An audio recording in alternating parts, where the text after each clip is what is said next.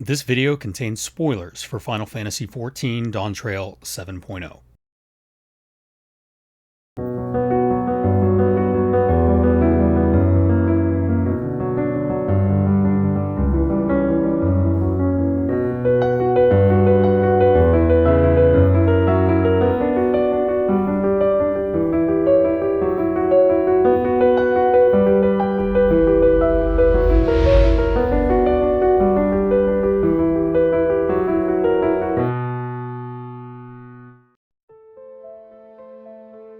Living Memory, a man-made paradise on the 12th floor of Everkeep, where the dead can live again.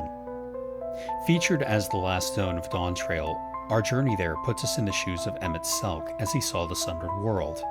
We encounter beings that seem to be alive, but aren't complete. In our mission to save lives on the Source, we take action to shut down the living memory, one piece at a time. It is an emotionally charged segment of the game, meant to make you feel as though you are doing something wrong. The game consoles you by presenting you with residents of living memory who encourage you to shut the system down and release them. But by doing so, were we guilty of murder? The Yakuoi remark on this early on in the expansion, telling us that so long as they are remembered, they do not truly die.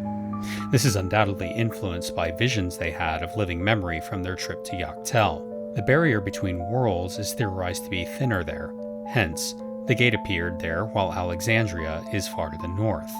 We hear this belief again upon entering Alexandria, but rather than a proclamation of faith, it's spoken as a statement of fact. However, the life that Sphene speaks of is not actually life at all.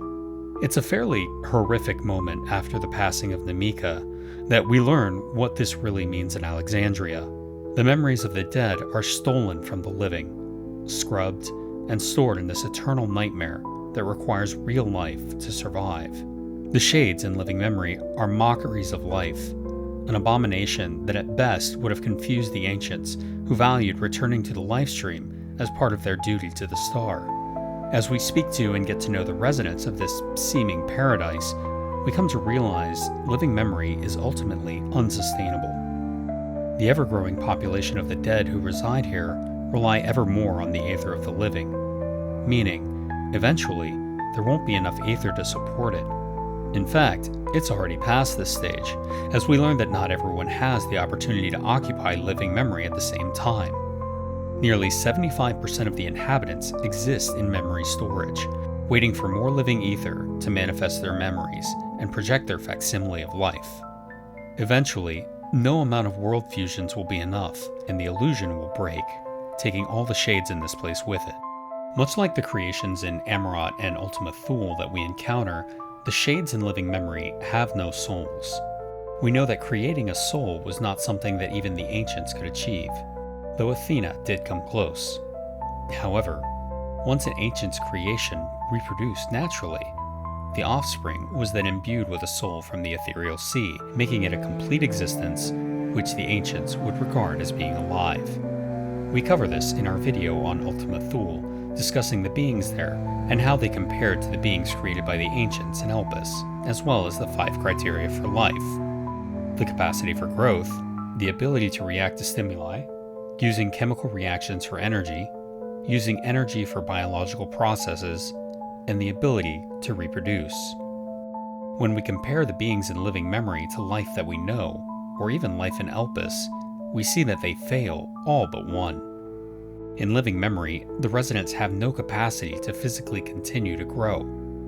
They do, however, react to stimuli, evidenced by their reactions to our being there and their ability to process and engage with the world even beyond the borders of living memory. Unfortunately, beyond this, they do not use chemical reactions for energy, failing yet another criteria to be considered alive. They are given form by stolen life ether, meaning that in order to manifest, others must die. They are incapable of existing without this process, and even the act of eating provides no actual nourishment. In what is undoubtedly the worst game of pretend, the food in living memory is described as flavorless and flat. The taste is provided by the memories of the departed. It's basically make-believe, like in the movie Hook, but worse, because at least in the movie Hook, the food there actually gets used in a food fight. While the shades can move and speak, they do not use chemical energy to fuel this, as they have no biological processes to fuel. Lastly, they have no ability to reproduce, and cannot hope to continue their existence independently of the system. In this sense, the beings in Ultima Thule are more alive than those in living memory, despite their merely existing as echoes of life that once was. There's no denying that those who live in living memory were once alive, and the same can be said about the dynamis entities in Ultima Thule. But their mere presence in this place is indicative of their death and false rebirth as endless. We learn that the residents of this place are only memories of the people they used to be. They act alive, they seem alive, they can even engage with you and each other as though they were alive, but they are very much not alive, not even remotely. There are no second chances in living memory, only eternal existence based on what has come before. Some shades have the opportunity to rectify regrets from life, but those experiences aren't a part of the person. The people they once were are dead and gone. Only the ether of their memory, stripped from their souls, remains. Wrapped in an illusion, the memory takes on a physical form, much like Sphne's appearance was an illusion of wind and lightning. But in the place of a soul providing a solid form like the Ascians or the Scions on the first, the form is provided by the stolen life ether in the system. Even the buildings and the sky are electro-illusions woven by the same combination of wind and lightning. We only ever see Endless outside of living memory occupying a vessel. Otis, an old armor, Kafkiwa, an outrunner, and Sphene, whatever military drone happens to be closest. In each of these cases, we see no evidence that they're able to independently manifest themselves outside of living memory. Kafkiwa actually expresses her desire to leave and explore more, but can't without occupying a vessel. As wonderful as Otis may be, he died long ago to pave the path for Sphene to be reborn as an Endless.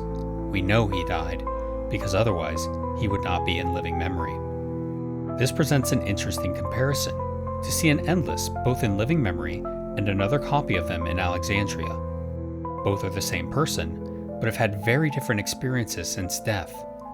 Both are tinged with regret, one over failing to protect his queen, and the other at no longer being able to. Otis, of course, overcomes his inability to do so through our offbeat brand of psychological know-how, but as his vessel shuts down after protecting his queen, as alive as he may have seemed by his actions, he was still but a phantom.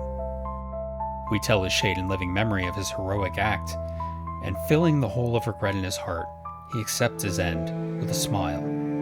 He was a knight of the realm to the last, but he died long, long ago and deserves his rest. The monsters and plants in living memory, however, are very real. This place exists, somewhere, though as of 7.0, we have no confirmation of where. That is to say, there is life in living memory, but it has nothing to do with the life sustained by the endless preservation system that we shut down, as they still exist even after shutting everything down. So don't feel bad about flipping the switch. It's a beautiful illusion, but that's all it is. The shades that lived here may seem like they're alive, but they're just acting based on the memories of the dead they possess. They cannot grow, they cannot change. They are forever trapped without a future, doomed to relive the past for eternity, until the system runs out of ether or someone shuts it off. Nothing lasts forever, and as we shut off the parts of living memory and watch the illusion of life return to ether, the end to this place, as much as it may have seemed like Amaranth Reborn, just happens to have come sooner than later.